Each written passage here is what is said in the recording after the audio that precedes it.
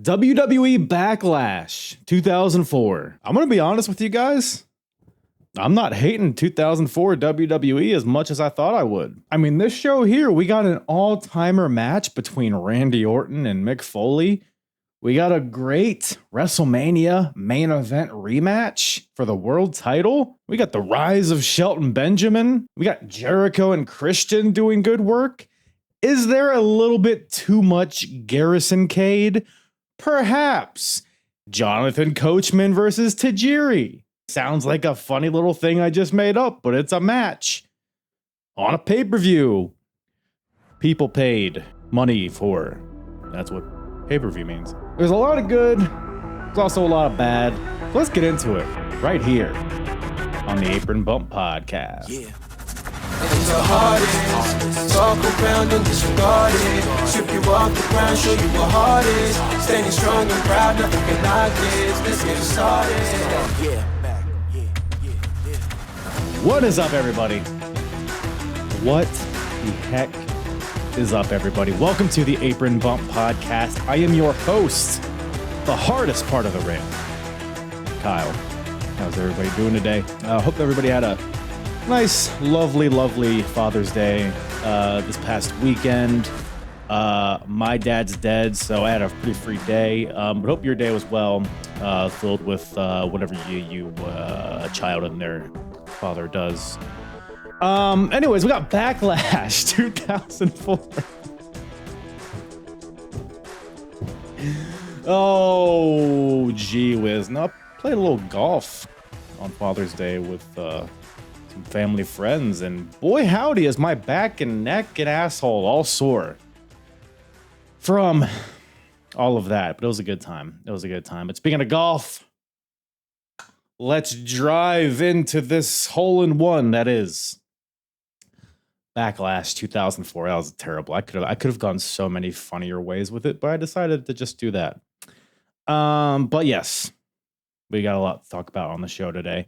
Like I mentioned, I pretty much touched all over it in the cold open there. We got a Raw exclusive pay-per-view on our hands today, which is always it's a mixed bag of there's some good, some bad. Like I've been dreading going through 2004 WWE, but we're about a third of the way through now, and so far, not terrible, not the best, but there's some fun stuff. I mean, look, we got the rise of Shelton Benjamin underway. We're going to talk a lot about it on the show today.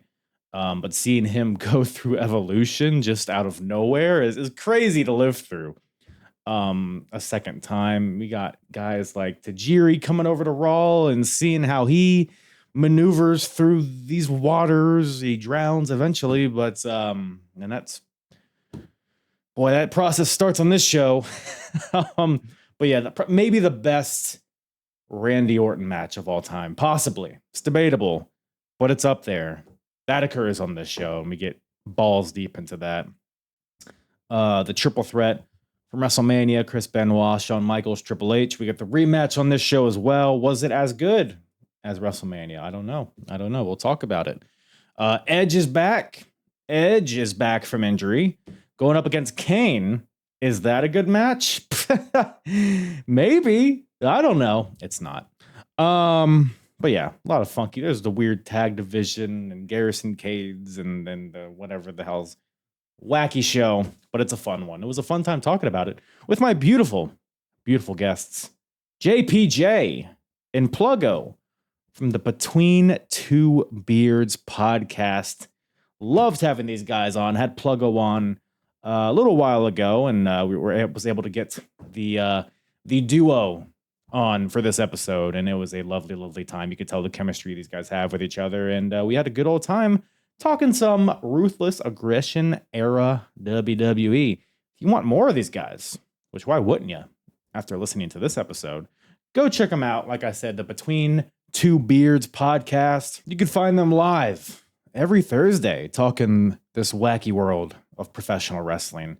Very entertaining guys. They each have their own individual projects and stuff too as well. So make sure to follow them both on the social media so you can be kept abreast of everything beards and plugs and J's and all that stuff. No, really good guys. Go check them out. Give them a follow, subscribe, all that stuff. And hey, do the same for me. Add Apron Bump on all the social medias. Join the Discord. If you like this type of episode, you like this era of wrestling, well, I've covered everything from Royal Rumble 2001 all the way up chronologically through this point in time, Backlash 2004. So if you like that kind of attitude era into Ruthless Aggression era, binge away. You can go to the link in the description or go to apronbump.com and select Ruthless Aggression era from the drop down on the episodes tab. And I'll take you and you can select whatever podcast platform you listen to or YouTube or all that stuff. As well as the other various timelines, of course, that we cover here on the Apron Bump, whether it's the Monday Night Wars, TNA, Ring of Honor, Progress Wrestling, all that stuff. Go check it out if you have not already. And I think I've babbled enough. Let's get into it. WWE Backlash 2004 with myself and Pluggo and JPJ from the Between Two Beards podcast. When I saw I had Backlash 04 coming up, I was like, who in the wrestling community are the biggest Garrison Cade marks? And immediately you guys came up. So that's fair. Kind of notorious for that. It's going to work that way. Yeah, absolutely. I have some thoughts on that guy. Yeah. Really? That's more thoughts than I have. I was going to say, I didn't even remember that guy. Yeah, well, barely. I put it all together up here. Yeah. Pluggo's got it. Look at that. Look at that. What about Lance Cade? Do you remember Lance Cade? Oh, of course. Yeah, of course. Remember Lance Cade. I did not. I had to research. I found a bunch of stuff. Cade and Murdoch, man. Yeah, legendary right? team. I know. Legend. I mean, they actually were pretty solid, but yeah, I do remember Lance Cade, but Garrison Cade. What a time that was. You're muted on us there, bud. What? I was muted. I hit the button on my mouse. It all went awry. Oh, all right. I was gonna say what? No, I haven't touched anything. I was giving some good takes on Garrison Cade, but I guess I wasn't. I promise I wasn't. Well, we might as well I guess dive right into it. Appreciate you guys making the time to check out Backlash 04 and discuss a little mid 2000s wrestling. You guys, how familiar are you guys with this era of WWE specifically? I mean, for me, I was very familiar with this. I mean, I will be honest, this right around 2005, 2006, I was still paying attention to things, but I kind of dipped out a little bit from like as religiously watching as I was from my youth to that point. But I mean, when we're going to talk about it, but one of the matches on this show is a pivotal match, like one of my favorite matches of all time. So, right. Yeah. So that Jonathan Coachman Tajiri. Yeah, 100%. That was the one. How'd you know? It was pivotal, but maybe for the wrong reasons. I mean, let's be honest. Top 10 to 15 match of all time. Come on. This is 2004 Backlash, Harris. I'm graduating high school in 2004. So this, like, when I texted the group and was like, oh my gosh, this Shelton Benjamin, runs through Evolution run. I forgot all about it because I was just trying to graduate high school at this point. I was probably out doing things I shouldn't have been. You weren't you weren't keeping abreast of the doings of Shelton Benjamin. I'll say this. I kept up with the weekly stuff probably better than, because this was pre-network era, right? So you didn't have the $9.95, you get all the pay-per-views. And I wasn't rolling in the money then. I'm not rolling in the money now, but I can afford a Peacock subscription in my adult age. I couldn't afford that in my 18-year-old age, working at Subway. Yeah, this is when I recorded Monday Night Raws on VHS back in this is what you did if I had to work or I had to. Yeah. I'm a year older than Pluggo, so I was a freshman in college. Which is why you can understand about a year later, I would dipped out a bit because I was focused on other things, and being a college kid and doing all that fun stuff. But, yeah. So this was like compared to what we have now and how we access everything now, like this was like light years ago. Yeah. You know, it's wild when you think about It's it. a different lifetime. Yeah, man. Lifetime. Yeah. I mean, I was 11 years old when this show happened. So it was, prime watching wrestling age. Fair. I will say I wasn't as tuned in as I was, as the Attitude Era. I mean, it was kind of the prevailing, this is kind of the dip period that we're in right now. I mean, we're just, it's crazy. It's because I'm watching all this chronologically, and when Goldberg and Brock left at the same time, and then Stone Cold, I mean, he kind of hung around for a little bit, and now he's gone. They're pushing some weird people. I mean, Shelton Benjamin panned out well, but I mean, there's just random pushes of like Rene Dupree and Mark Jindrak and Charlie Haas and Rico as a tag. It's a weird cast of characters. But it's honestly it's interesting watching. This was a throw stuff at the wall and hope it sticks era, because it was in between, like you said, they're trying to find that next star. They're trying to figure out who they got, and they definitely, we talked about this, Kyle, when I was on with you. They had a type back then. They had a type.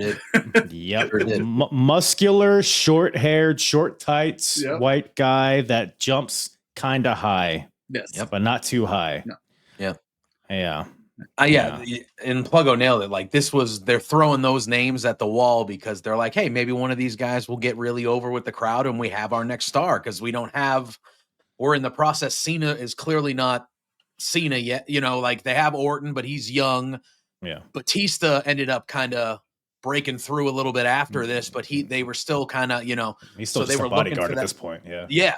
So they were looking for that next guy. So that's when you see like, oh, Rene Dupree kind of fits our type. Let's give him a run for a few months and see what he can do. Oh, okay, that didn't work. Let's go here, So yeah, it definitely is. Looking back on it, you see a lot of guys and you're like, wow, all right, yeah, they gave that guy really a good run here to see if he had anything. Yeah, and like, of those things they threw at the wall, Shelton Benjamin, I think, is a thing that stuck. For sure. And it's surprising because they didn't build him up as a singles guy gradually and then have him beat Triple H. Him and Charlie were an undercard tag team for a little bit. They were just one of the who gives a fuck tag teams on SmackDown. All of a sudden, they have this draft. They break them up. And Shelton Benjamin finds himself in a main event match against Triple H on Raw. And I watched this match recently. And if anybody listening, if you have not watched that match, or if you have not watched it recently, I highly suggest it, because it is legitimately one of the best Triple H matches that there is. And that's it. He has a big catalog. It's just so good. Like the crowd is so into it, which is so interesting, because like we didn't know who Shelton Benjamin was other than one of the Team Angle guys. So and it ended up working. He got the fluke, not the fluke win, but I guess kind of a fluky win. But he beat Triple H twice. He pinned him with a roll up one week and then beat him by a count out the next week. So like you said, Pluggo, they're kind of just he's running through Evolution one by one. And in the opening match here, got Shelton Benjamin versus Ric Flair. We got old Richard here. Triple H couldn't do it. Ric Flair is going to show how to beat Shelton Benjamin. I thought it was a fine opener of a match. Well, what did you guys think about this? Yeah, I thought it was good. I thought it was pretty good. I mean, it wasn't a horrifically long match. I think it was just under 10 minutes or so. But Shelton looked the part. I thought Flair, in that era, Flair is clearly at the end, He's Were you about to say at the end when he's got like 30 more years? Yeah, his last match was like 20, maybe halfway or something like that. So his last match is 15, 16, 17 years after this. But he was still going for a long time, but he wasn't at his come on. He was on the back. He was on the back few holes there. But again, I thought this was a fun match. I thought Benjamin looked good. I liked the finish. And him kind of, getting the win and kind of running out there, and Flair's angry and all that. So I thought this was a fine opener. Obviously, you're not gonna. You'd have to remind me, because I'm vaguely piecing this all together, when the Evolution began, because this was like a big Evolution night. Like that was a theme throughout the night. Was because they had 3 of the 4 had matches. Batista's the only one that didn't. And yeah, it was like Shelton Benjamin, young Shelton Benjamin, that athletic. He still can go to this day, which is very cool. But yeah, he had to take on the Ric Flair, and he took care of Ric Flair. So it's just all ascension for Shelton, baby. Hell yeah, man. I loved it. Yeah, no, yeah. Evolution's been around for a little bit. Is it because they formed, and then Batista and Orton both got injured. Yeah. And then there was like a few months in between, and then they booted back up. So I would say we're probably like 6 months after their reboot, maybe a little longer than that. Yeah, something like that, I think. Okay. Yeah. I've had to dust off some old wrestling. I've been doing that a little bit with my son because he's getting into it. So we watch some older stuff here and there that he can handle at his age. So I steer away. Maybe we wouldn't be watching the hardcore match we watched later on, but yeah, maybe Ric Flair and Shelton Benjamin would sneak in for him. I think so. I think that's fair. Yeah, I mean the 27-year age difference between these two is very interesting to see. And you see Shelton. I love how like right away, like Shelton goes for that stinger splash in the corner. Flair gets out of the way, but Shelton catches. He like lands on the top rope. So we're like showcasing his athleticism right out the gate. He's doing these leapfrogs and drop kicks. So it immediately like illustrates the difference between the two. Mm-hmm. Flair controls it for a little bit, but yes, like you mentioned, towards the end, Flair goes to the top rope. I could really tell what happened here. I didn't know if he had the brass knuckles in his tights or his boots, and they just like fell out. But it kind of worked for the finish because it falls on the mat. He picks it up. He's fumbling with it, and then Shelton with a stinger splash to the back, and then a flying clothesline off the top rope for the win. And Shelton Benjamin, 2 out of 4 in terms of beating Evolution guys. So yeah, we're off to the races with this kid, I guess, huh? Yeah. So it would seem. But yeah, you would think no stopping him now, ain't no right? stopping him. Well, ain't no stopping him. Yeah, and it's like debut of that song, by the way. But yes, continue. Yeah, and we were just talking about right before we dived in about they were looking for the next guy, and then you have Benjamin kind of doing this thing through beating Triple H twice, going through Evolution, and it's like, oh, maybe they think that Shelton Benjamin is the next guy, and then it just kind of, Yeah, I don't remember like what Shelton does, like because I think it's still like a year out before he wins the Intercontinental title.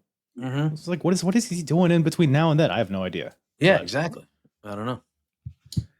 Probably a bunch of Eugene business or something.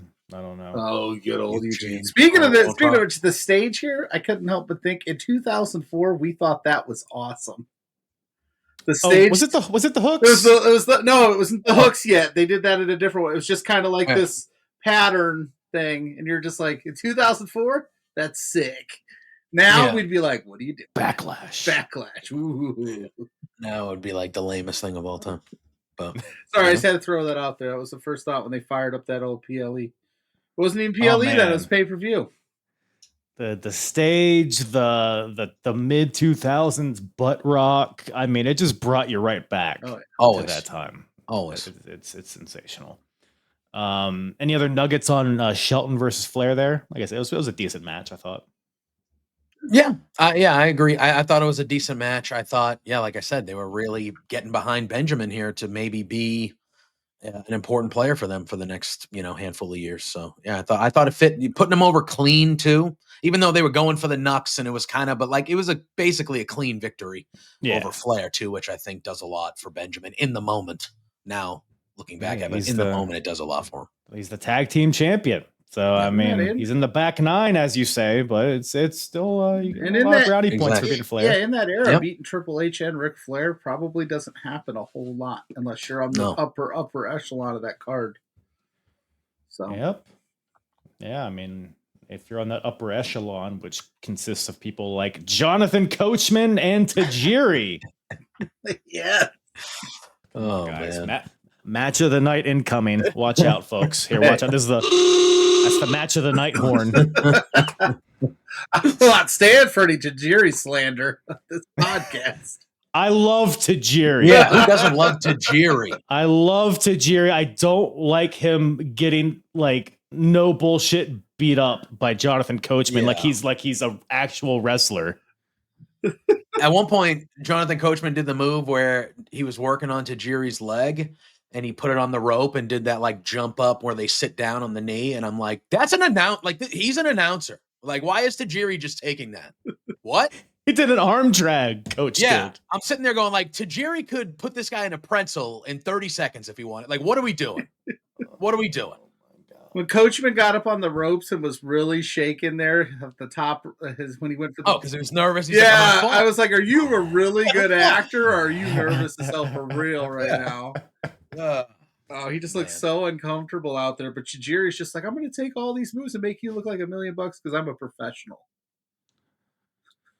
It's well, you might be asking, how the heck did we get here to Tajiri versus Jonathan Coachman? Well, Tajiri was drafted to Raw via the draft, and on Raw, he was being initiated by some of his Raw roster mates, and they said, "Hey, Tajiri, whoever walks through that locker room door, the next guy that walks through, just missed him in the face. Doesn't matter who it is," and it ends up being Jonathan Coachman, and that's why we're here, because he missed him, and then Coach cost him a match or something on Raw.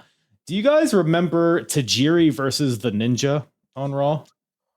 Oh, I don't. Nope. Let me see.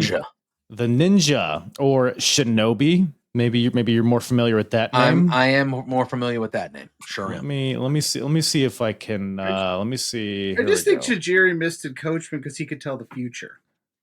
Right. That could be. Yeah. He's just getting it in early. So we don't need the sound here, but yeah. So Coach is like, if you hope you guys can see this. So on Raw, Jonathan Coachman has a ninja behind him. Oh yeah, he does. Okay. Wow, that's a scary looking figure. Yes, to combat Tajiri, because Tajiri, you see, is Japanese. Yeah. So he's a ninja. Obviously. So you need to get another ninja to combat this fella. Of course. This is 2004. I like that little nifty slide that he had there. That little nifty slide in the ring he did though, like that backwards. It was. I mean, do you guys know who this ninja is? Shinobi? Do you know who Shinobi was? I vividly remember Shinobi. I'm not going to sit here and pretend that look at him go. But I remember Shinobi. That's a name that rings a bell to me. Well, this is, of course. Let me see if they unmask him in this video here that I just found real quick on YouTube. Hold on. Did I pass it? Here we go. Oh. Ready? You ready for it? Yep. Scooby-Doo? Is it Garrison Cage? Oh, it's Al Snow. Oh, man. Good gravy. All right. Well, when I think ninja, I think Al Snow. I think. Hey, he was Avatar. He was Shinobi. I don't know why they were so hell-bent on giving him some sort of Asian-inspired, whatever. But yeah. Well, Jonathan Coachman is no ninja, but he is taking apart Tajiri as if he was one.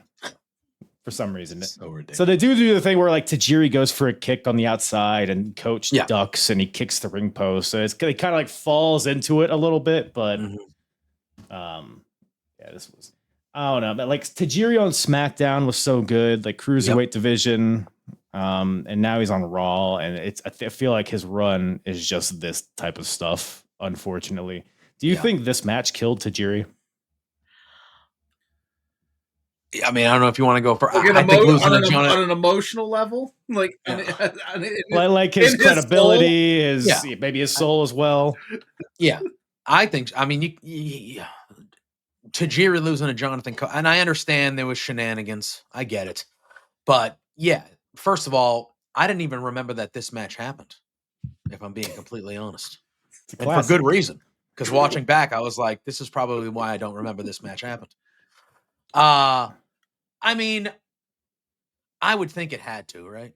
I mean, he lost to Jonathan Coachman. Come on. Imagine being asked by the guys in the locker room to miss the next guy that walks in the locker room. It's Jonathan Coachman. And then he's balls enough to challenge you to a match. And you're like, well, I'm fucking Tajiri, baby. I got this. And then you lose. Deflating, for sure. Well, to be fair, he didn't lose one-on-one because Coachman recruited the help of, just an overpowered, just 99 overall, just has all of the tools.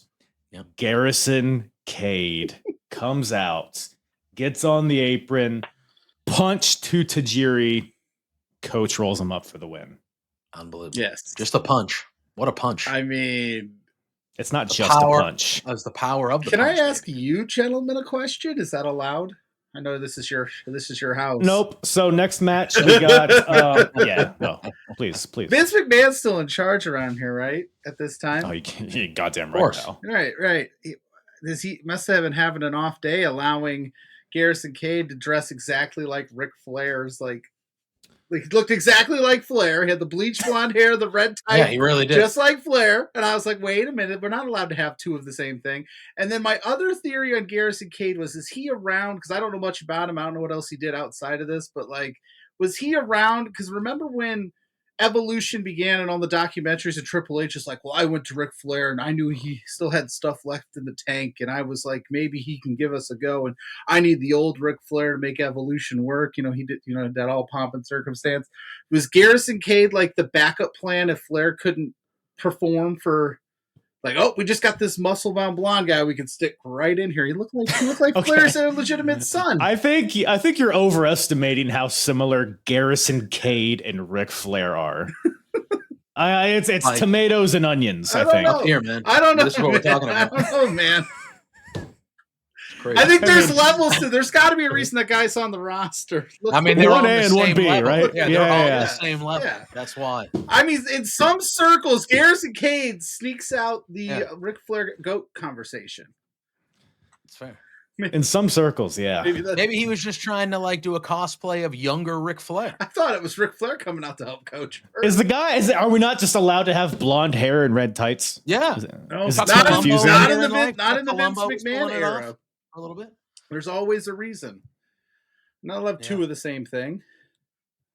Yeah, I guess. Yeah, if we know one thing about Vince, he doesn't like the same thing. This is what he worried about, was fans like me going, "Wait a minute, that looks like the same guy that just wrestled the match before." What?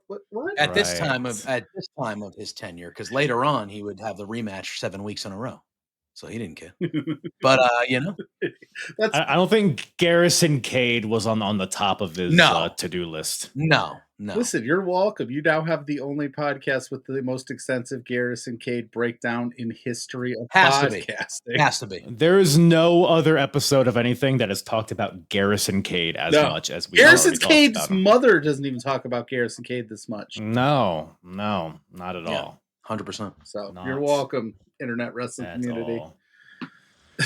But I mean, it's just the ultimate who gives a fuck. It's Tajiri versus Coachman. The crowd is dead quiet, and then to add Garrison Cade on top of it was just the ultimate comedy to me watching it. So anyways, we move on to something a little better, I think. Mm-hmm. A 2-on-1 handicap match, a 2-on-1 intergender handicap match. We got Chris Jericho versus the team of Christian and Trish Stratus. Who baby? I mean, puppies. Am I right or am I wrong, fellas? Yeah, I mean, they're there. 2004. Look at it. Look at King Lawler, baby. Couldn't contain it. First of all, Jerry the King Lawler was on one. Why do you say that? Show. On one. Like a good one? I don't know. It was peak Lawler. I mean, it's the match after this, but at one point, Victoria's in the ring and he just goes, "Man, she's hot." Yeah. And I'm like, okay, they spent 45 seconds of the next match talking about thongs. So there was no thongs to be seen. Jerry King Lawler's just like, "Yep, this is what I'm talking about right now." And King and JR's like, "All right, man." Even JR at one point was like, "I don't know how you think of the things you think about all the time," or something like that. And I was like, Jesus Christ, like, King, come on now.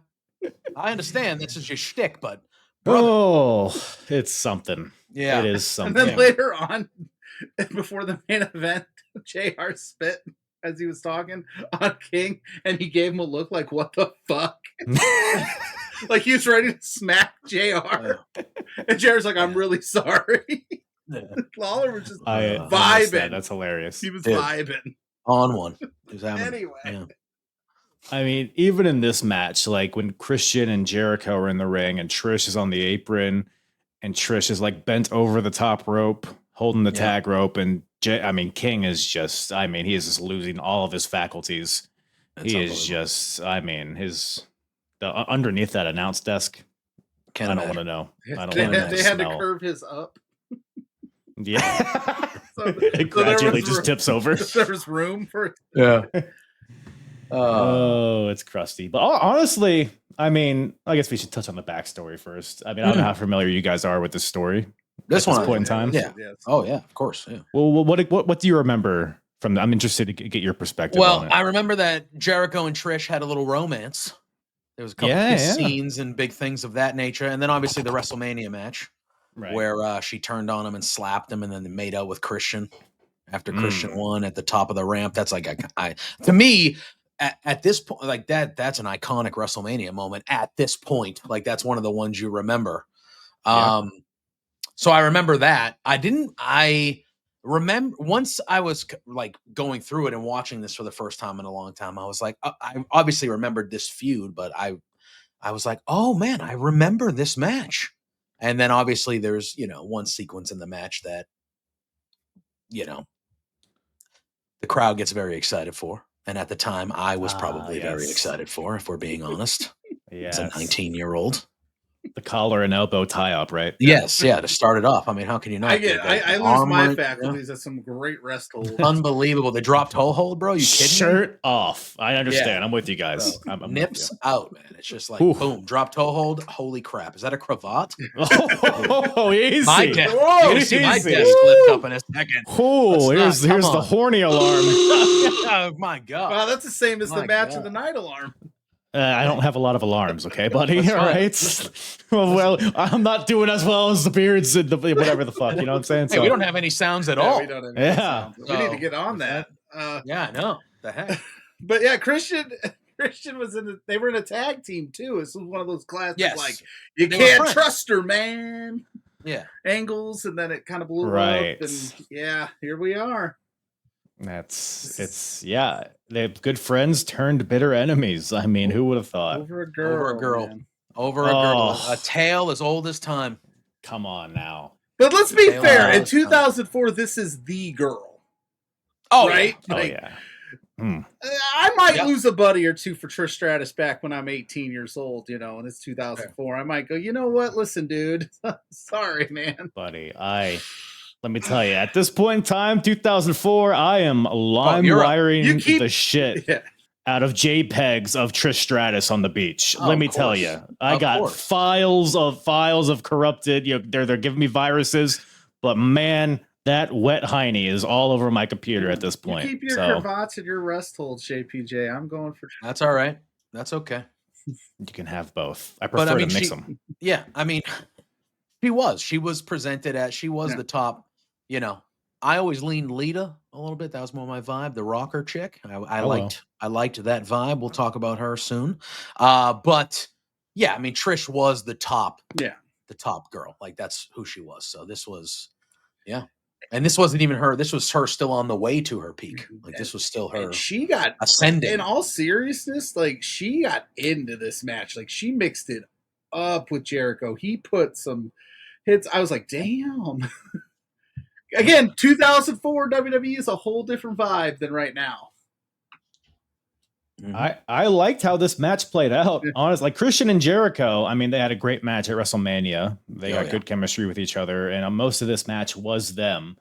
But the Trish element, I thought, added a lot to it. Like she didn't want to get in the ring, obviously, with Jericho, and she would only get in when Jericho was beat down by Christian, and then Jericho would start getting to his feet, and then Trish would sprint back to Christian, tag him in. I thought she was a great vixen, or what does JR call him? Jezebel, in this match. Yeah. So she got her licks in, but it didn't feel overbearing and silly. She didn't get as much offense as Coach did to Jerry. Let's put it that way. Disrespect. Tajiri disrespect.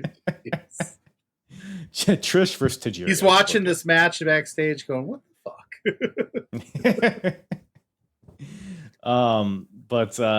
So like Christian and Jericho, they're having a pretty good back and forth match here. And then towards the end, kind of breaks down a little bit. Trish gets in the ring. She goes for like a cross body onto Jericho, but Jericho catches her, puts her over his knee. Yep. And punishes her. Sure does. Gives her a good old spanking. Give her a good old spanking. That'll show her. That's right. All right. She probably hates that. Yeah.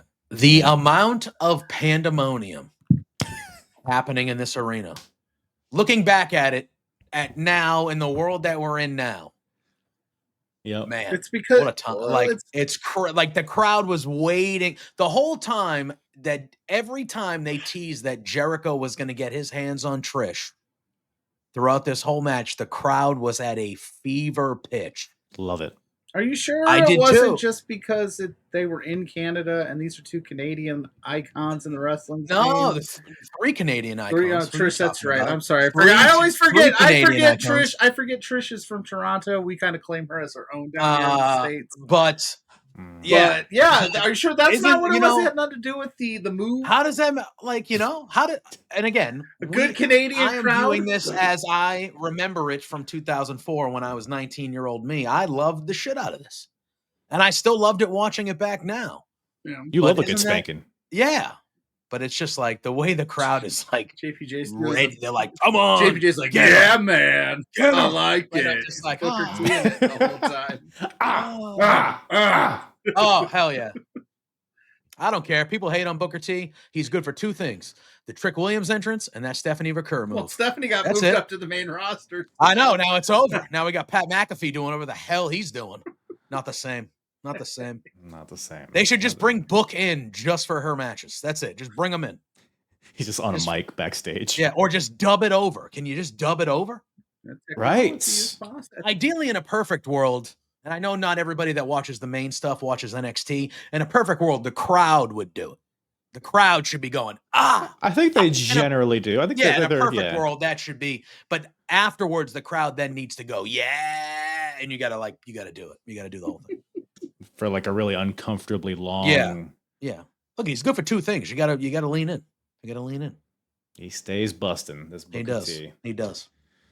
But yeah, so the spanking, I mean, to your point, the crowd erupts. I mean, where at just they're ravenous, they're salivating, and this as Jericho is spanking Trish, this allows Christian to come through the back door. Oh yeah, and gives Jericho the unprettier, and Christian, he could pin him, but he's like, let me let Trish pin this boy. Let's really rub salt. Trying to impress the new lady.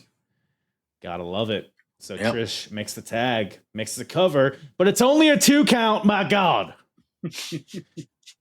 And it kind of continues on. There's a triple down at some point, and then the end comes when Jericho catapults Christian into the corner and squashes Trish, and Jericho with a running enziguri for the 1, 2, 3. I guess he's trying that out as a finisher, but I was gonna say, yeah. So Jericho gets the win here ultimately. So happy ending, I guess.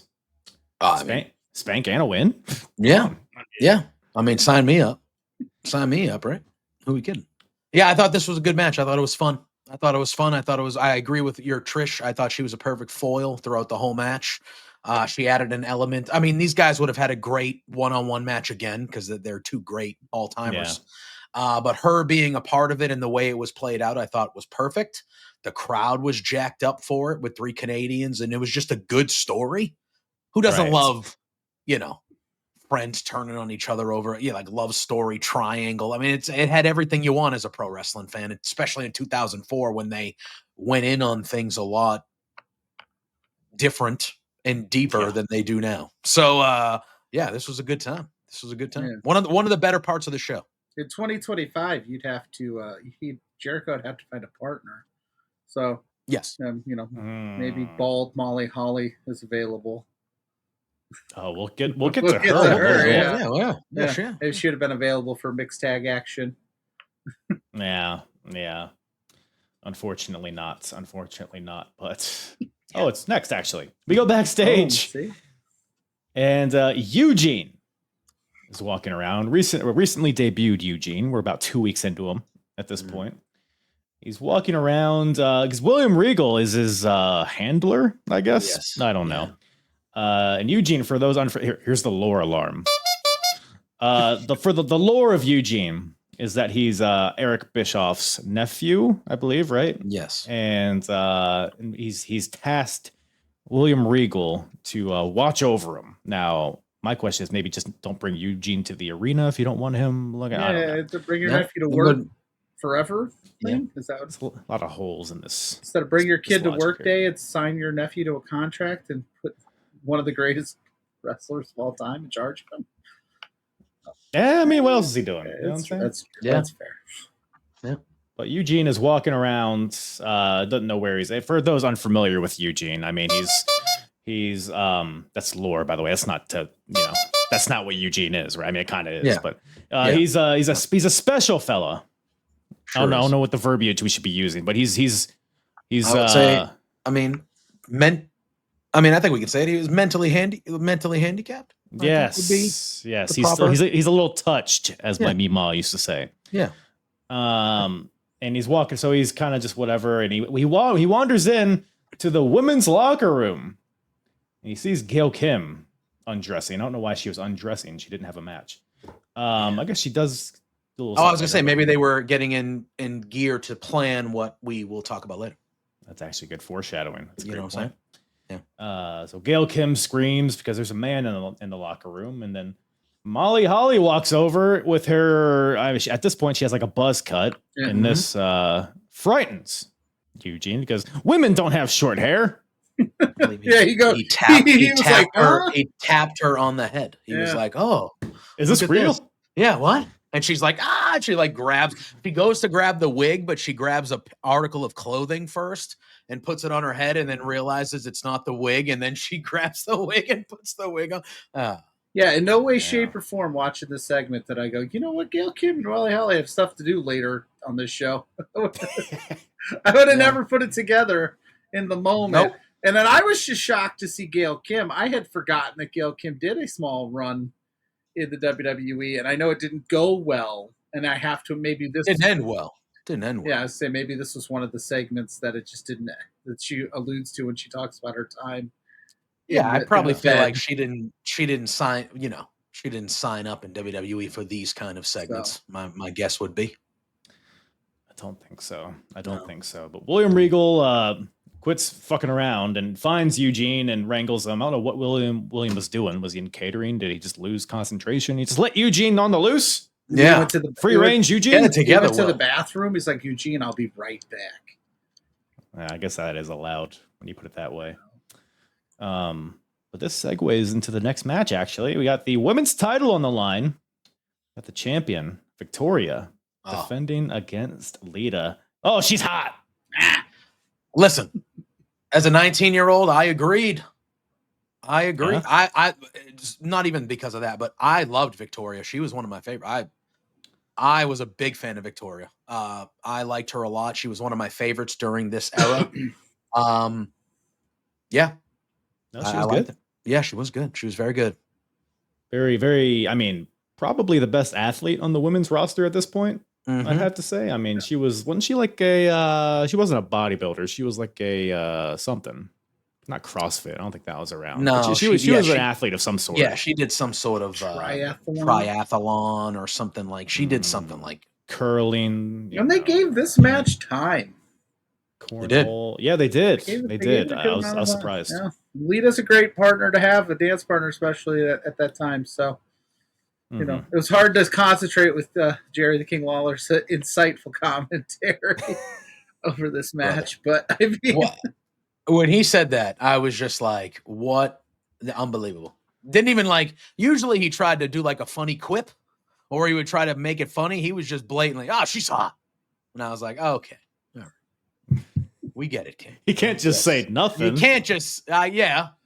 Listen, in this era, it was probably confusing for old Jerry the King Lawler when two women's wrestlers could actually wrestle and have a solid match for more than 3 minutes. He's like, I ran out of things to say. She's hot. Yeah, you might not be wrong. Couldn't possibly talk about the action that's happening. No. Why would he? That'd be insane. The poor JR is just like this schmuck. Victoria actually was a bodybuilder. No. Oh, she was. Okay, I knew she was something. She was in the International Federation of Bodybuilders. She National Physique Committee. She was a part of Team Universe. Hello. Yeah, so she was a bodybuilder, and she was also a professional cheerleader. Oh, what team? Let me see. Hold on. Hopefully it I mean, we got to put together the whole story here. Yeah. So she did. All right. So she was a cheerleader in college. Sorry. So she was an NCAA All-American Award winner, Hello. wow. which is pretty good. And then she did fitness and figure competitions for ESPN2, the Fitness America series. She finished first place in 1997. Wow. National Physique Committee. Like I said, she was part of the Women's Try Fitness. Yeah. So she did a lot of that stuff, and then she started wrestling in right after that. She was ahead of her time a little bit. Yeah. Signed her today, she might be unstoppable. Mm-hmm. I'll tell you what that is. That is a lot of great lore. Yep. Yep. It's lore alarm. So we got Victoria versus Lee. I love that. It's actually so like women's division. Unfortunately, we're not in a great spot at this point. Yeah. Not a lot of investment. There's not really a story between these two. They're two fan favorites. So the crowd loves Lita. They always have. And Victoria, she's like newly babyface, so she's still trying to still trying to catch fire a little bit as a babyface. But I feel like this match helped her because she was able to showcase her wrestling, which is where she thrives. Like you said, they got time here, which I was surprised. And it ended up being a pretty decent match, especially for the era. Any particular parts of this match stick out to you guys? No. I remember. I thought the end. I don't want to just shoot right to the end, but I remember. I thought the match overall was pretty solid, back and forth with these two. But I remember the ending when I saw it again. I was like, that was kind of anticlimactic. That was just kind of an inside cradle out of nowhere. Like there wasn't like a lot that led up to the ending, and it was just kind of like, oh, all right, she got her, kind of thing. Like they were running long on time.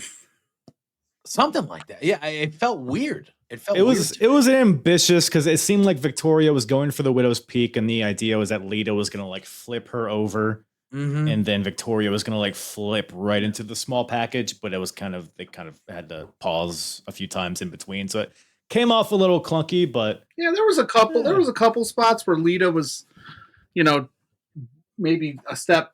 Their chemistry was slightly off, but it wasn't the worst I've ever seen. How about that top rope moonsault? I was gonna say. Yeah. I feel like she was supposed to miss her, but she still ended up hitting her. Ugh. Yeah. So that didn't go. It felt like to me, and I don't know if Lita was injured at this time, or it felt like Lita was kind of like not at her peak during this. It felt like Victoria was carrying, even though I thought the match was solid. I thought Victoria was really carrying. She also said there was no story here. They didn't even get like a video package. No, nothing. They just went like, oh, we're having a women's championship match. And it's two baby faces too, going against each other as well. Like there's no, so it just kind of felt like this was just, and again, I don't remember all the time that was surrounding this. I don't feel like there was a build to this really. So like, I feel like it was just like, hey, we want to get Victoria to defend the car. All right, put her against Lita. That will get the crowd happy. And they just kind of, put it together. Yeah. I mean, this match, there was another match that they said that it was added on Heat. So I wouldn't be surprised if this one also was added like in the pre-show. Yeah. This might have been when Lita was just coming back from her major neck surgery. So maybe that's why she was a little slow and kind of. I think we're like 4 or 5 months out from that, but she hasn't wrestled a ton since then. Yeah. So she's probably still, she was missing a sleeve. Confidence baby and stuff. Yeah. Yeah. She had one sleeve missing on her shirt. So she might have been off, balance wise. That's actually a really good point. That is you bring the science. See, you bring the science to the point. That's why he's on wrestling science, man. That's me. Yeah, I call you the scientist. But back to Molly Holly and Gail Kim. So the match ends. Victoria retains, and Molly Holly and Gail Kim storm the ring and they attack both women, and then they leave as the crowd chants "Baldy" at Molly Holly. Yeah, so, they didn't grab a mic and say, we're here to come for that championship. They just beat them down, moved on. That's it. Yep. Statement made. Cool. Eugene really riled them up, I guess. Yeah, they were pissed, clearly. Yeah. So. Well, yeah, speaking of pissed, I was not pissed at this next match. Oh. One of my favorite matches of all time, honestly. We have an Intercontinental title, no holds barred Falls Count Anywhere match. That's what Cage Match describes it as. It's Randy Orton versus Cactus Jack. My goodness. My goodness. I mean, everything from the build to the match. I mean, especially in hindsight, watching this match, it's so clear that this is what made Randy what he is today. I mean, he would win the world title a couple months after this. I mean, there's a lot to get into with this one. What do you guys remember, like from the like the build to this one, the WrestleMania match, all that stuff? If you remember anything, I just remember Randy really running Mick down, and really, you know, he was obviously the young, cocky, you know, that kid, but I just remember him in those promos leading up to it, just really running him down and you know, saying some really nasty things to him to really get that sympathy from the crowd. Yeah. I remember that. And then, you know, it's Cactus Jack, man. Like, once you know you're facing Cactus Jack, you know you're in trouble. So yeah, I remember this whole thing leading into it was really, really good. And then they put on this, and this is a career-defining match for Randy. Career-defining. He's had a lot more of them since. Yeah, but career-defining. It's super easy now to just go, yeah, that's Randy Orton, man, legend killer. But this was like, he was the young upstart in Evolution. He's Bob Orton's son, right? So he's trying to make a name for himself and not just be like, oh, I'm not just some second generation star that's, you know, riding my dad's coattails here. Like, this match was so pivotal in becoming the Randy Orton that we know now, because like he put himself, he goes, I'm not my dad. I am the legend killer. Yeah. I'm mowing these people down. And it was insane. Like, this was just a crazy match all the way around. But good on him, man. Oof. And to do that, and not just rest on your laurels. Exactly. Great. And he needed it because he's Randy Orton. He's cocky. He's this pretty boy. Yep. He's got the Federation behind him right away. Young IC chant. He's doing all this stuff, and it's like, oh, okay. And then he has this type of match with this type of guy, and he got the shit kicked out of him in this match. And I think for the fans, that was okay. Like, that was all of us, even though he's a bad guy, and we still booed him for a little bit longer until they kind of, you know, switched it up on us a few months down the road. But like, this was the whole crowd watching that match and going like, okay, you're good with us. You're willing to do whatever. Yeah, you can do whatever it takes. Like, you're good. You're good with us. It was just, really just a special match. It's a special match. It's like you said it too. It's one of my favorite matches of all time. It's no Chichiri versus Coachman, but it's up there for sure. No, I mean, if only Garrison Cade could have made his presence felt.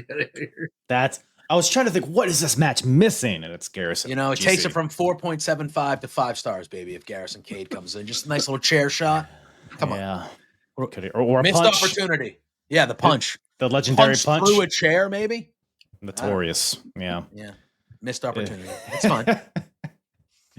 It's no, you guys, I totally agree. And like, at this point, like you guys said, Randy Orton, like, he was the young, cocky guy, but there was a lot of those guys. You have your Mark Jindrak, your Rene Dupree. There's a lot of good-looking, young, muscular guys. Yep. This match, I feel like, took Randy and put him on a different level. It differentiated him from all the other young, up-and-coming guys. Made him legit, made him feel like a main event. Mick Foley, just a legend, even especially at this point. I mean, just a legend in the game, and very, very parallel with the Cactus Jack Triple H match from 2000. Almost a similar kind of thing. Like, it kind of made Triple H in a lot of ways, that match at Royal Rumble in 2000, the street fight. So there's a lot of similarities there. But I mean, Randy came to play as well. Like, he got his ass kicked, but he was giving it too. Those trash can shots, he was winging them.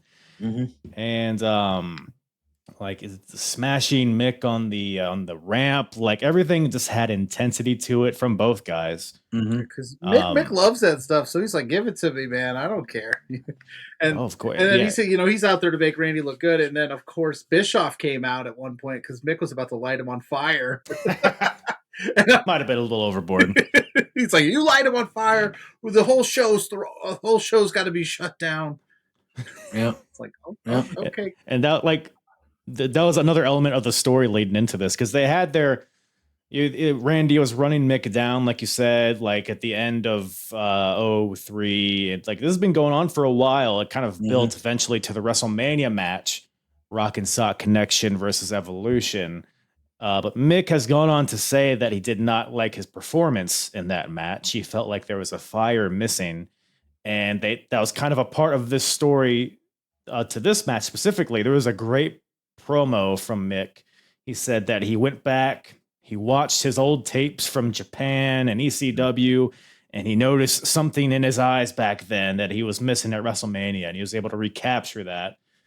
And it's a good story, but I think it like materialized into something tangible, because like Mick was moving really well at this. I mean, they said he was like 272, which was like the lowest. They said since like 1989, I think they said commentary. That was like the lightest he had ever been since like 1989.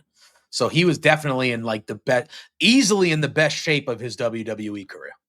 For sure. Yeah.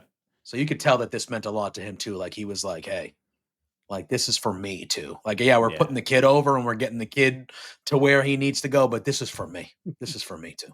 Yeah. That's just a recipe for success when both guys are that hungry, for sure. Yeah, for sure. And then God, some of the spots in this match. I mean, Barbie was very present during this match. I will say real quick, when Cactus Jack Mick Foley comes out and he's got his barbed wire bat, it is intense looking, and then Randy pulled that like stick with some like a little bit of chicken wire on it. I was like, it was wrapped. I don't think you know. But then it came unraveled. Yeah, I was like, Randy, I don't know if you know what you're up against, bud. Yeah. Just shows the different levels. Some guys played with barbed wire, one guy hasn't. Yeah. Mick Foley's thing, but it hasn't come unwrapped. And then, of course, poor Randy Orton forgot the golden rule. The one who brings the tax goes into said tax. And then still wrestled for like 10 minutes after that. That was the moment. When he lands, that and the perfect camera shot at the perfect angle, when he lands in the tax, and you see his initial reaction at that moment, that was the most painful thing that he's ever gone through. And his eyes disappear. His eyeballs disappear. There are a lot of those moments in this match. Like that, the barbed wire, raking him in the forehead while he's like tied up in the ropes. Like there's a lot of like iconic images in this match from his career. But those tags, dude. Like, and he's obviously not wearing a shirt. Like he's in the tights. Usually, a lot of times people go through through the tax, they're wearing a shirt, or they'll have, they're wearing pants. He's just got the little tights, and he had them in his hand and his fingers.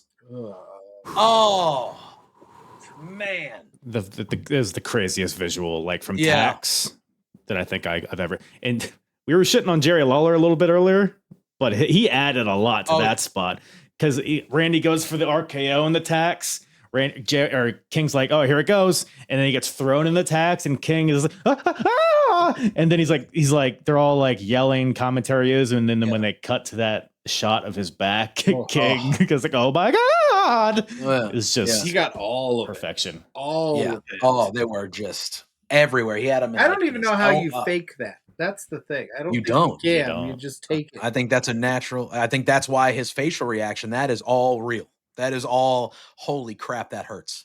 This hurts a lot. That's why he never did it again. I don't think. Right? So it's a one and done. He was like, I have to do this because I have to do this, but that's the only time I'm ever doing that ever again. My God. I mean, but like, dude, he gets thrown in the tax and he like rolls out of the ring, and just there's a point where he's like walking up the ramp. You see the tax in his back. You see him picking it out of his hands, and then he turns around. You see the blood on his face. Turns around. You see the tax again. It's just the craziest visual of like what he's been through in this match, and we're not even done yet. Yeah. No. He kept going. He's whipped off the stage through a table. After that, is how what? It was like some wooden structure on the floor that he got thrown through. Weird thing where they went backstage Yeah. And then JR on commentary is like, we needed to get a camera back there. And then they just never did. And they weren't back there for long, maybe like 30, 45 seconds, but there's just nothing going on. They're just pulling tacks out of Randy's back. Yeah, I think that's what they were doing. They were just yanking the tacks out of Randy Possibly, because they knew he was going through the table. And oh, that's a good point. they're like, if you want a back full of tacks, I almost said a tack full of backs, but if you want a back full of tacks, and then we're gonna throw you off the stage through a table, no way, dude, no way. Use a real fine mother once you back them tacks up. Sorry, exactly. It's a really good point, actually. Yeah, exactly. That's probably what they did. Honestly, they probably were like, "Let's go backstage, get off camera for a minute, and try to help Randy." Because I don't even think they anticipated he was going to eat that many of those tacks, and then trying to wrestle for another 5-10 minutes after that. Yeah, probably not easy.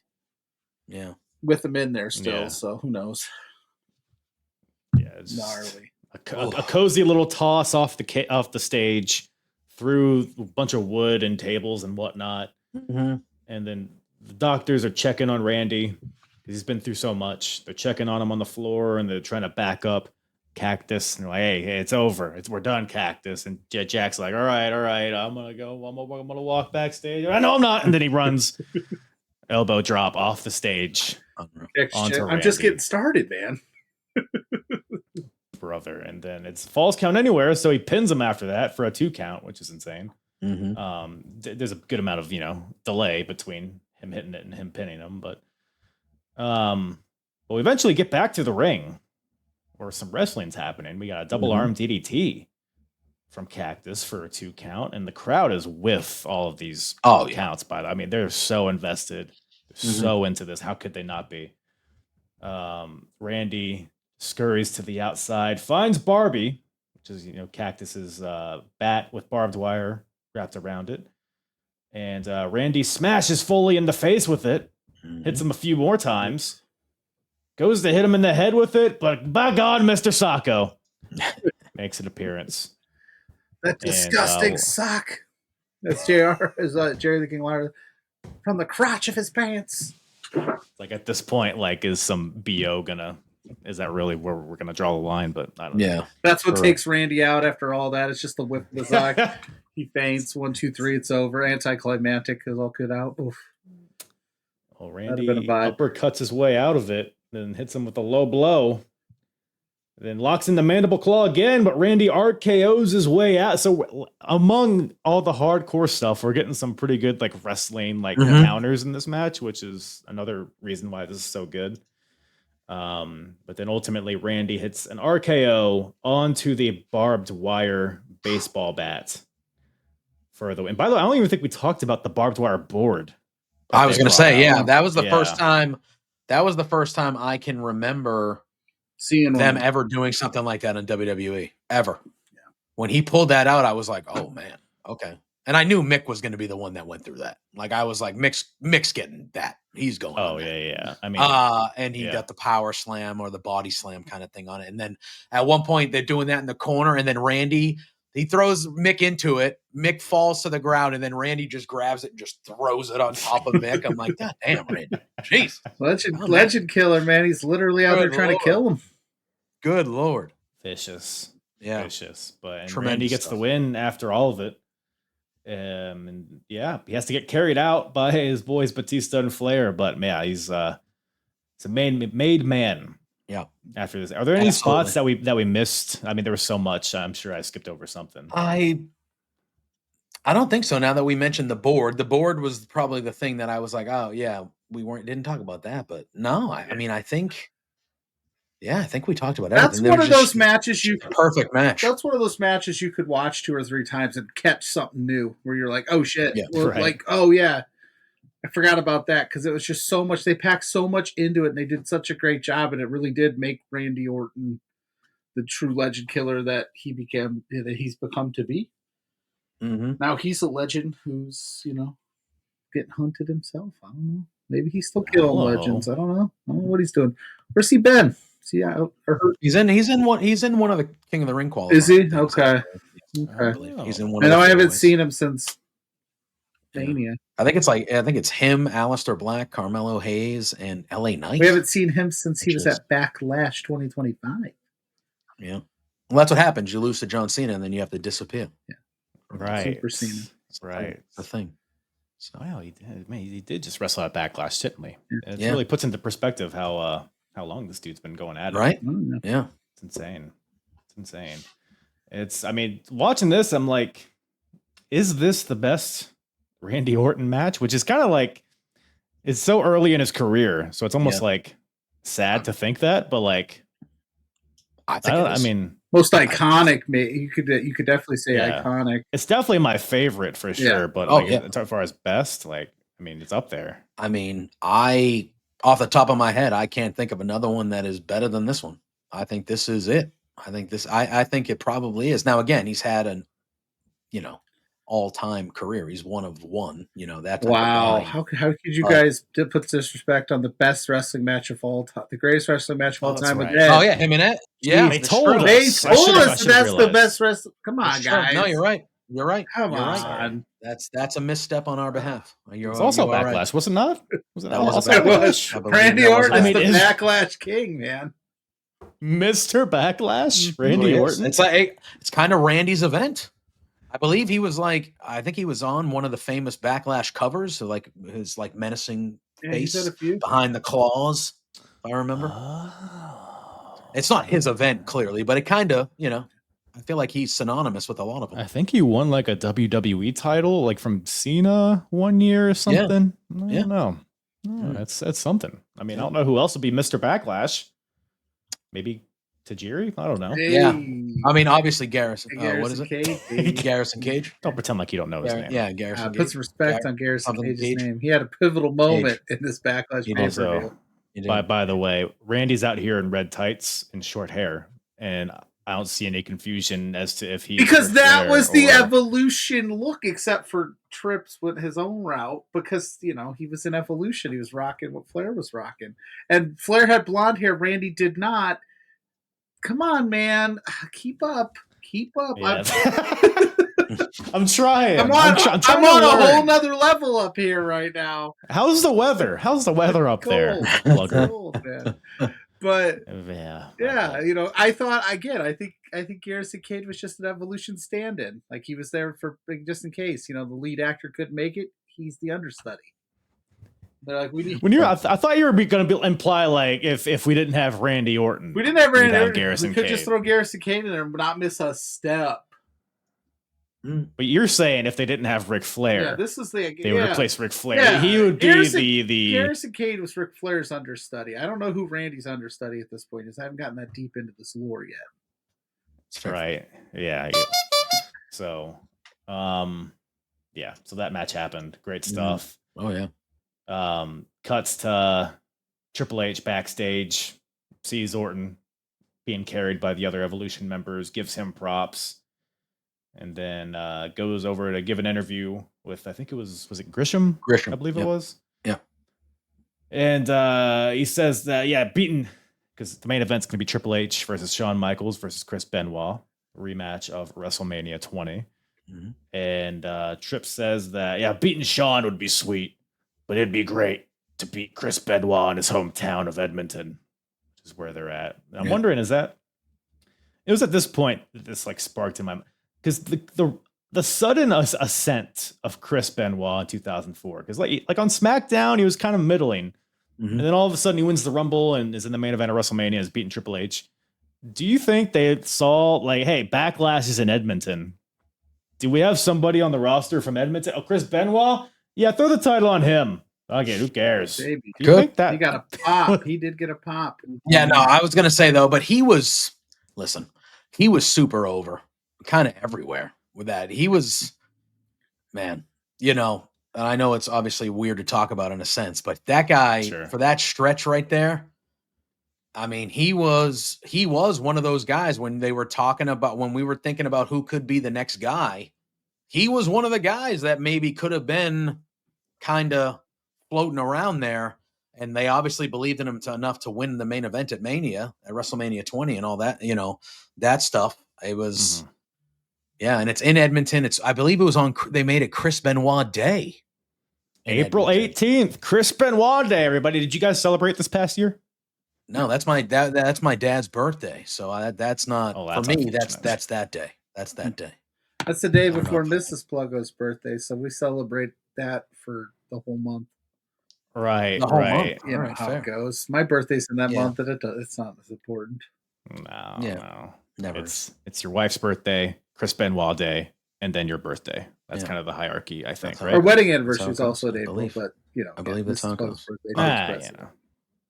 It's whatever. It's whatever. But more on those gentlemen later. Before then, we got a very important match here. We got Rosie and the Hurricane taking on La Resistance, represented by Rob Conway and Sylvain Grenier. I guess it was a match made on heat, but it had no heat to it. You know what I'm saying? All right. I think I'm here. Am I Yeah, here? whoa, Everything that just got frozen in Oh. black. Everything just got frozen in black. He on me for got like he 2 got seconds. super excited to talk about Hurricane and Rosie.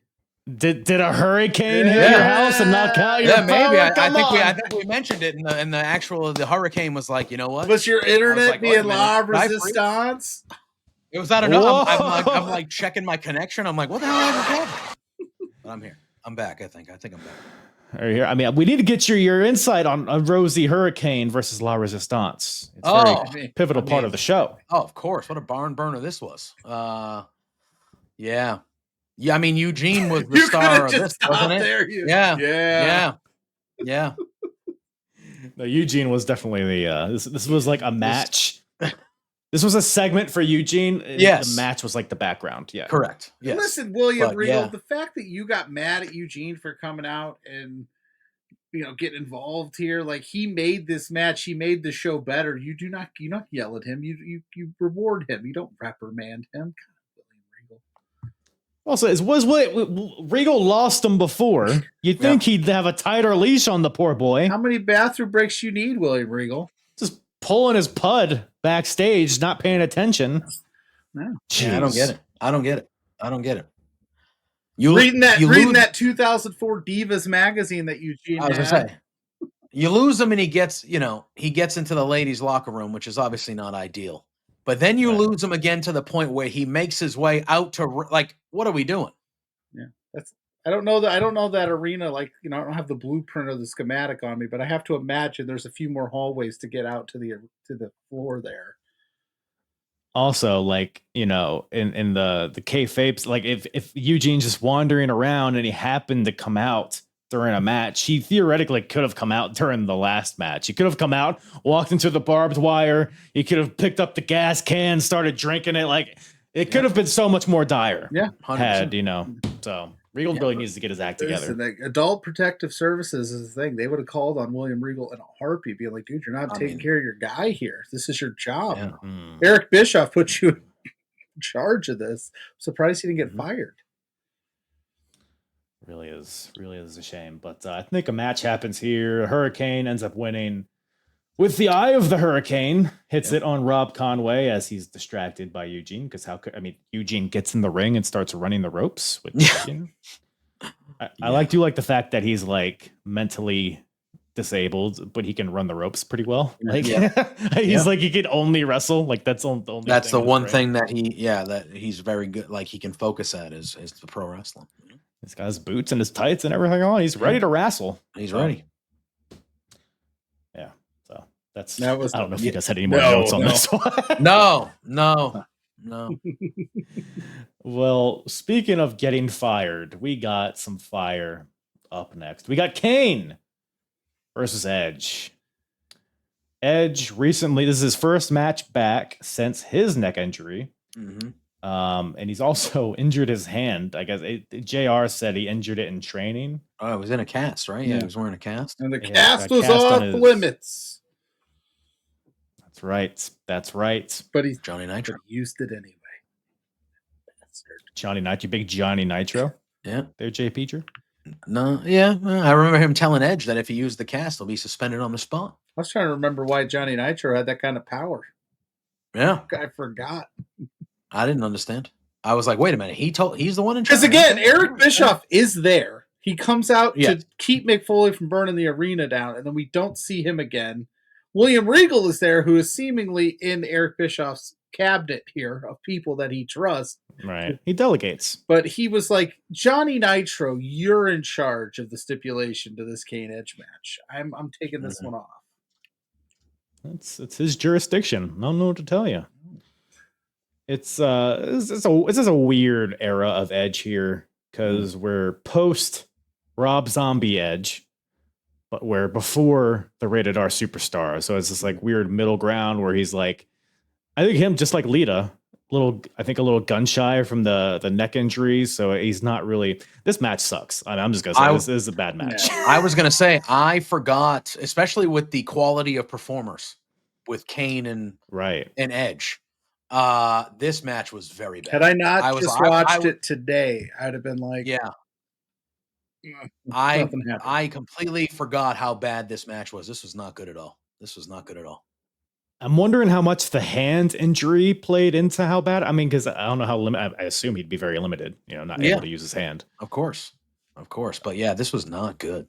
Not good. the nerds, if the IWC was as prevalent as it is today, they'd be like, it was supposed to be bad because he had a cast on his hand. What do you want him to do, man? It wasn't supposed to be a good match, okay? Like, he was long-term story. Okay. Let it play out, man. Let it play out. What are you, an AEW fan? Jeez.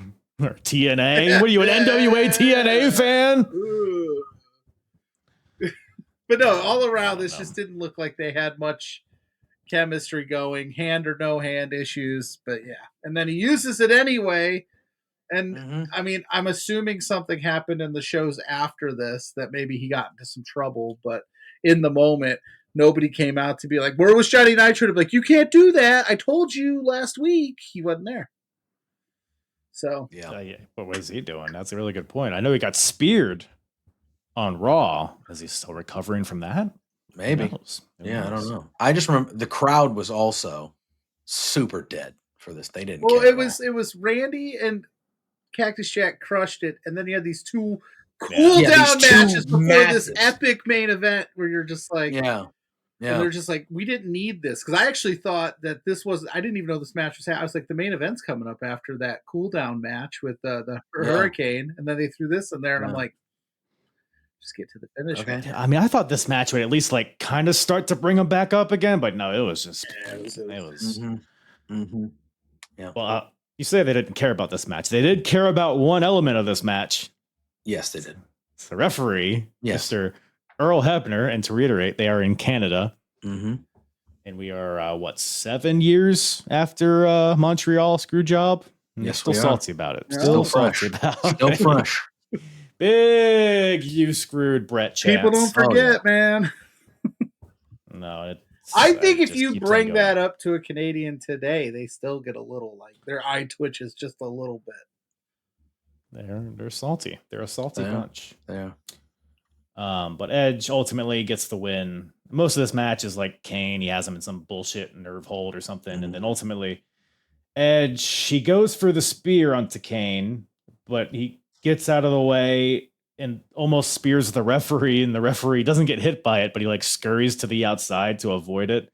When this allows Edge to hit a low blow onto Kane and then hits him with the cast behind the referee's back and then hits a spear for the win. Yep.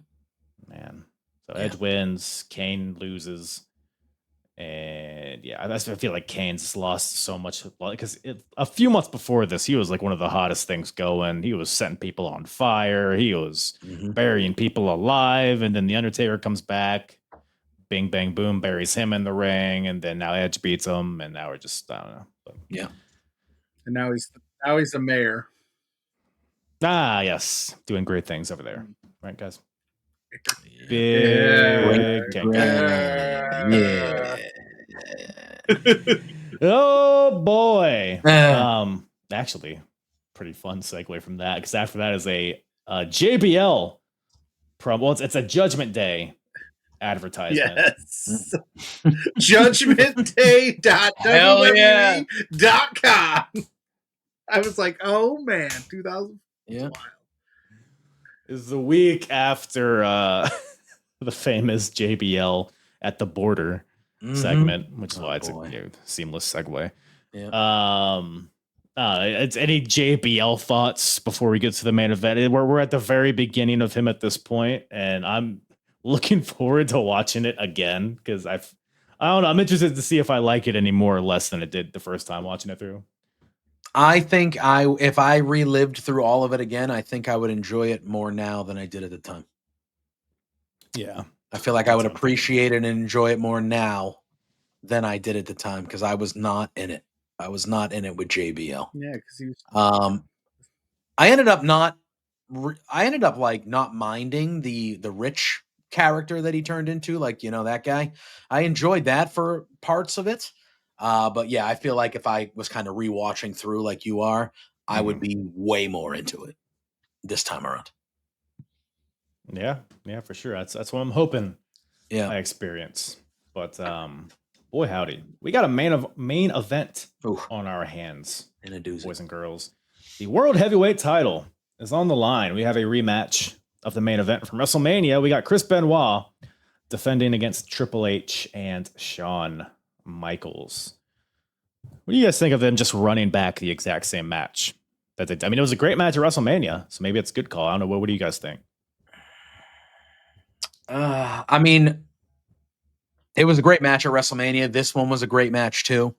I think it made sense. I mean, Triple H and Shawn Michaels working with each other and being added in.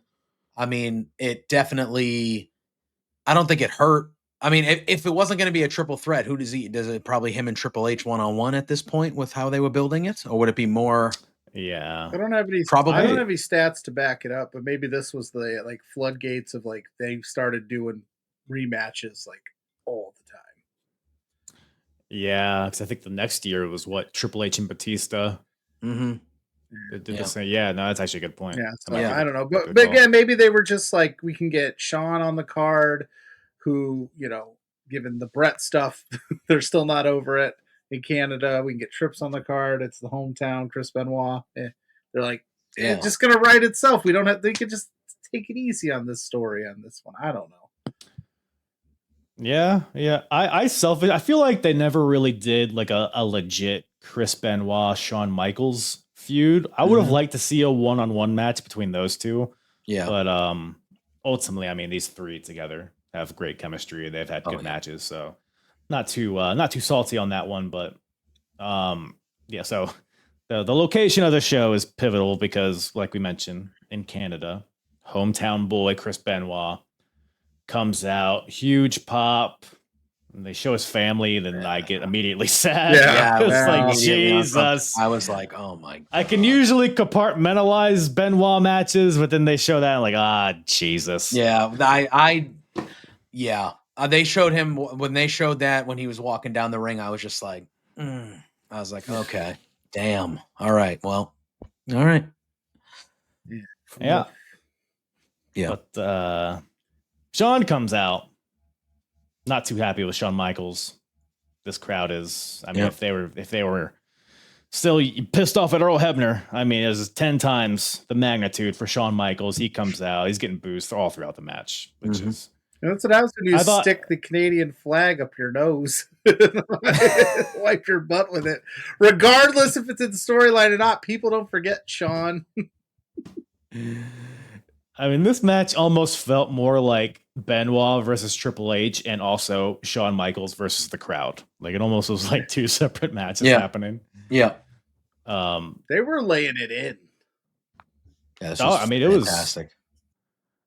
I mean, well, yeah. Any parts of this specifically, any elements of this match stick out? I mean, I thought it was a great for like a Benoit homecoming. I feel like this match is here to kind of solidify Benoit as the guy.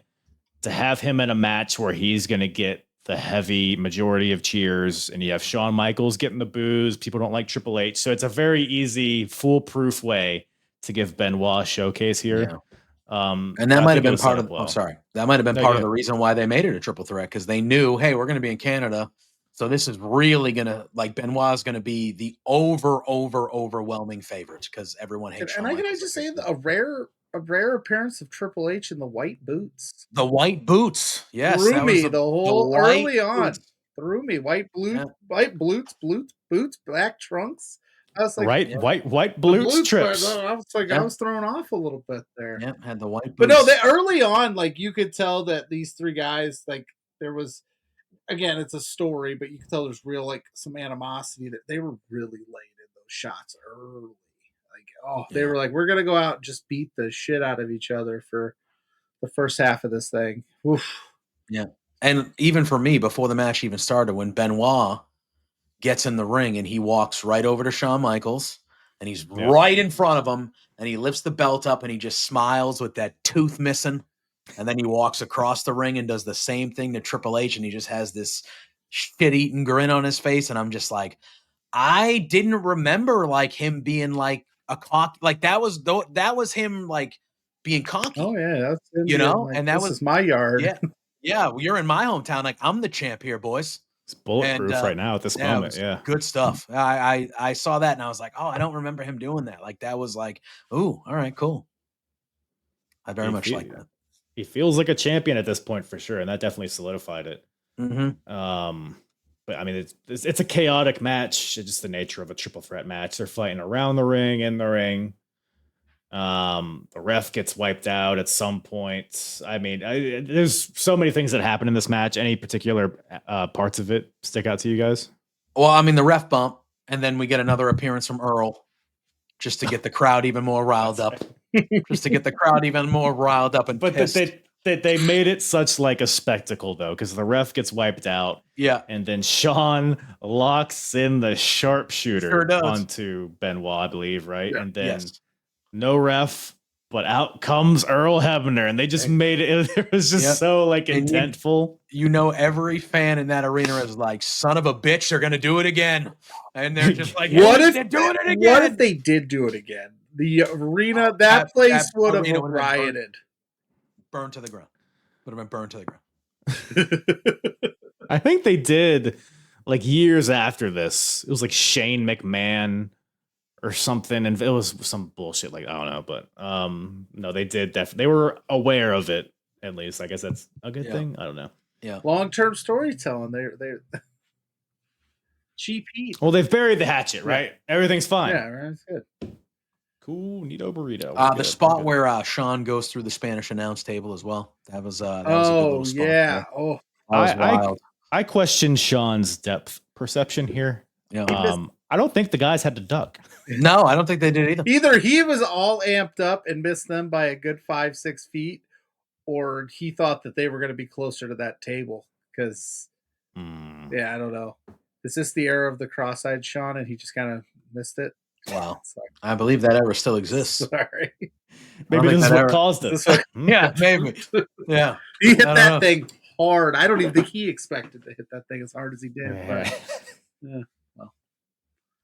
So he's laid out. I mean, Shawn just goes smashing through that announce table. Mm-hmm.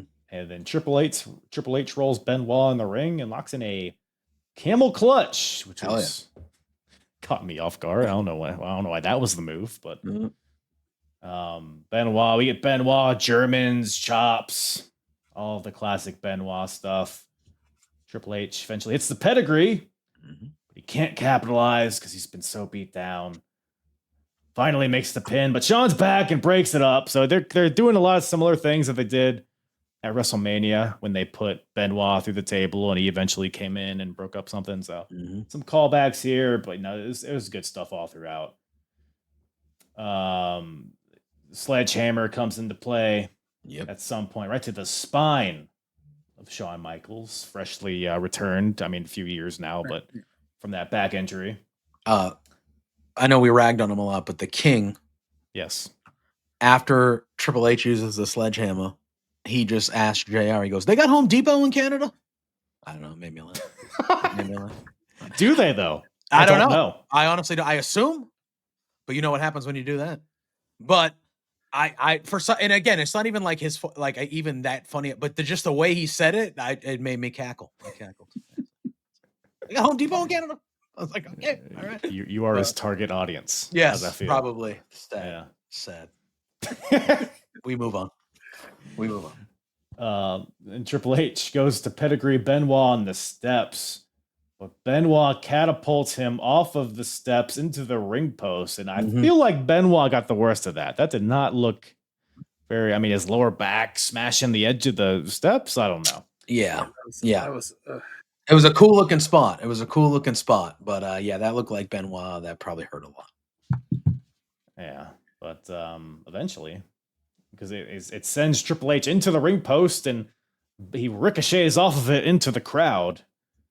And then Benoit gets in the ring, capitalizes on that sledgehammer shot from earlier on Shawn Michaels, locks in the sharpshooter on Shawn Michaels, and Shawn taps out. I mean, if there's any way to please the crowd, it's tapping out Shawn Michaels with the sharpshooter. you So. tapped out. Yeah, crowd was going nuts. And they did that thing where Triple H, like right at Shawn's in it, he almost gets to the ropes. Yeah. And then Benoit pulls him back in the center. And then the camera angle, you see Triple H like slowly crawling back up. And he like gets in the ring. He's reaching for Shawn to try to break it up. Shawn's reaching for him. And then Shawn eventually tapped. That was like a kind of a good way to how Triple H was just so close to potentially maybe preventing that from happening. But yeah, it was good. And the crowd was absolutely losing it for Michaels and the sharpshooter. They were like losing their minds. And Earl being the ref. Come on. Yeah, good stuff. Imagine he just doesn't ring the bell. That was yeah. That would have been fun, right? Not doing it. It's that was good stuff. For whatever reason, I remember Triple H being the one that tapped out here, but I guess not. I'm not going to do that twice in 1 year, brother. I guess that doesn't work for me, brother. Why didn't gotta keep him? It's a triple threat, no DQ. Where's your Evolution running mates? Where's Batista in this mix? Like, what? He's there. He didn't do anything on this card. They're licking the wounds of Randy. I guess they're still pulling tacks out of him in the back, but Garrison Cade, that's your job as Ric Flair's understudy. You're the tack puller. Yeah, but Benoit made Triple H tap out at WrestleMania, right? Yeah. Yes. Yeah. So they kind of did it this way. So he made it Michael makes this sense, time. So he tapped them both out in both the triple threat. So I think yeah. So that makes sense. I'm all about it. Chris Benoit is for real, is what is the closing line of this show. So there, it's all to solidify him. Randy's been solidified, and so I think we got a nice little SummerSlam main event all set up here in a few months from this. But yeah, no, good way to end the show, I thought. I mean, do you guys? I don't know how much you remember of the WrestleMania triple threat. Do you put this on par with it? Better? Not as good? I haven't watched the WrestleMania triple threat in a long while. This one is obviously fresher to me. I think it's hard. Go ahead. Go ahead. I was going to say, I think I lean the Mania one, but I think they're close. I think they're two great triple threat matches. If you take the Mania, I lean the Mania one. If you take the moment out of it, where Chris Benoit obviously wins it and wins the belt, and you just look at it match to match, they're pretty even. But obviously, I think Mania takes it for most people are going to say the Mania because it's the moment where he wins it, he's crying, and it's just this thing. Yeah, but him and Eddie, and it's just, everything that was in that moment makes it. But this was solid. This was a solid main event too. This was great. It was a good way to do it with Earl and Shawn and getting a nice pop from the crowd. So yeah, I like this one too. Yeah, no, I pretty much agree. I think I don't think one's way better than the other. I think they're different, slightly different flavors of a similar match, but that was good stuff. Stuff. Any other nuggets on Backlash 04? Anything itching at you? Anything we didn't discuss or anything? Not that we didn't discuss. No, I remember this as being one of my favorite pay-per-views of this era. And I think it's really specifically for the main event and for obviously the Orton Cactus Jack match is the one. That's a match that's going to be talked about forever. History of time. Randy and Cactus Jack. It will always be mentioned. When Randy is on the podium in 5 or 6 years, 100% part of his speech will be dedicated to Mick Foley in this. 100,000%. Or maybe he still works it, doesn't say a word, kayfabes and goes, that dude. I would be very disappointed. But I can carried him in that match. Yeah, I can only imagine that Nick tried to sandbag me that whole time. There'll be a big chunk in his speech about this match and what it did for him and Mick, and it's the career-defining match for him. We didn't talk about the John Cena promo for his DVD. Oh yes. Yes. You know what? We I didn't talk put about that in that. my notes, but I do remember it. What was it called? Was it Word Life? Word Life, because he Yes. was still rapping at this point. He mentioned, Yeah. like smacking Stephanie's ass and stuff and performing for the It's like this truth. dude's been going for like a year. Like, what highlights do you have? Yeah. Do we need a VHS for you, John? Yeah. He got, This is battle raps and slapping Stephanie on the ass. and then he's like, "Yep, my time in Iraq, I helped perform for the troops or something." And I was just like, "Oh man, this is peak WWE right here, man." No, overall though, I thought this was a fun rewatch. There was a lot more good than bad. Like when we did this last time, Kyle, there was a lot more bad than good. So Come at least on, Vince for Steph. Yeah, at least this great time. At least this the Basham brothers. Oh, I was about to say, I don't Doug remember and Danny. else. Doug and Danny, baby. You guys, you guys more Doug or Danny? Thoughts? I'm a Danny guy. I'm a Danny. I knew guy. I was about to guess. Danny You're probably a Doug, Pluggo. Yeah, Yeah. I respect Doug, but Danny's my guy. I'm more of a Shaniqua guy myself. Say, I think we're all Shaniqua guys. I think we were all in that group. Yeah, Shaniqua was the one. But no, yes. It was a good show, top to bottom for the most part. There, of course, there's some bummers in there, but you have that era. There was a lot of this. Yeah, on those B level mid card, like I don't say mid card pay per views, but a lot of those were like you could have a Mania that would hit all the way through, but these you just a lot of parabolas. Got to get through that Jonathan Coachman match. Yeah. Oh, there might be a lot of peaks and valleys in 04 WWE, but I think somewhere where there's only peaks, no valleys. It's between two beards. Appreciate you boys hopping on here once again. Where can everybody find you guys, touch you, listen to you, watch you, all that stuff? You want me to go first, do the shtick? Okay. Well, all right. Well, I am Pluggo. You can find me at Pluggo on all social media platforms. I do a show with this gentleman right here, Between Two Beards, as you mentioned, Thursday nights, 8 p.m. If you want to know what we got going on there on all social media platforms, go to @B2Beards, and we'll keep you up to date with what we've got going on throughout the summer. I do some writing over at lovewrestling.ca as well, so if you want to hear any of those articles. And then Saturday mornings, I talk a little independent wrestling with my good friend Blair Pacheco on 4 Exposure. So that's where you can find me. Yeah, I mean, you can follow me at JPJ Loves Gaming on all social media platforms. Obviously, as he said, we got beers every Thursday night, 8 p.m., the flagship at Love Wrestling. I do a show Thursday mornings as well with my pal Drew Nicholas called Firmly Inc., where we do like a little bit more in-depth review of the week that was in pro wrestling. And then after Dynamite, AEW Dynamite over on bodyslam.net, I do the post show over there, Dynamite Up, with Jose on the air, my pal over there. So that's where you can find me. So. Hell yeah. I need to I'm gonna get my hands on that Word Life VHS. I'm gonna bring you guys back on here and we're gonna do a review of it. I was gonna say, if you want to cycle this back, I will go out of my 100%. Yes, I'm in. 100%. A watch along, perhaps. I mean, I would even be down. We'll hash it out, but I'm down for any and all. Any and all. I mean, I'm a Massachusetts boy, so that you're talking about one of my dudes. Like Cena's my guy. Not really. Right. I mean, you and Cena are like kind of one and the same. Yeah. I would say, 100%. Right? He grew up in the town that is literally 5 minutes away from where I sit. So basically, JPJ molded his child. In West Newbury, Massachusetts. I am the town next to West Newbury. That's where I live. Is that East Newbury? No. That's not. Oddly enough, there is not an East Newbury. There's a West Newbury and a Newbury. That's what. There's a Booberry around the Halloween time. Yeah, it's a great. So there's no it's not East and West. It's just Newbury and then West Newbury. And West Newbury is very small, but that is where John Cena is from. Wow, it's so small. You got some you got heat with West Newbury. Is there a no? But I find it absolutely insulting how when you drive through the town line, it doesn't say "Welcome to West Newbury, home of John Cena." What else you got? What else you got? Nothing. Kidding right? Me? Kidding me? No battle raps. Yeah. Listen, anyone else? They probably were thinking about doing it until he turned heel this year. Now I know. I wouldn't give that guy anything. I don't blame him. He's ruining wrestling. Just this year. He's only ruining wrestling this year, not any other year. And then he's done. And then it's fine. He hasn't rounded it for 20. Listen, I'm a CM Punk guy, so.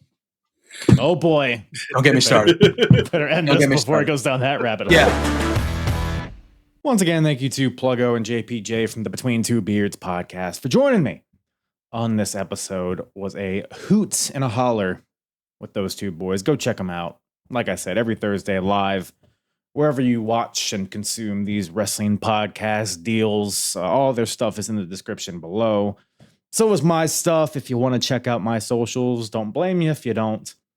What else? I think that does it. I think we've done it. Was a hoot. Glad having you here. Everything's a hoot. I've been saying hoot a lot. Becoming an owl as we speak, which makes sense because my last name's Bird.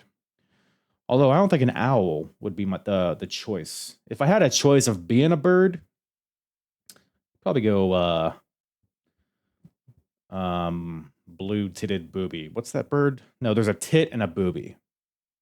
Isn't that kind of crazy? It was also a pecker. Very genitalia based.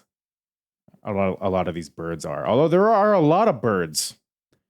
So at some point you just run out of words. So you just have to go into your pants and see what's in there and then call it that. So if you want a bird spin-off podcast from me, let me know.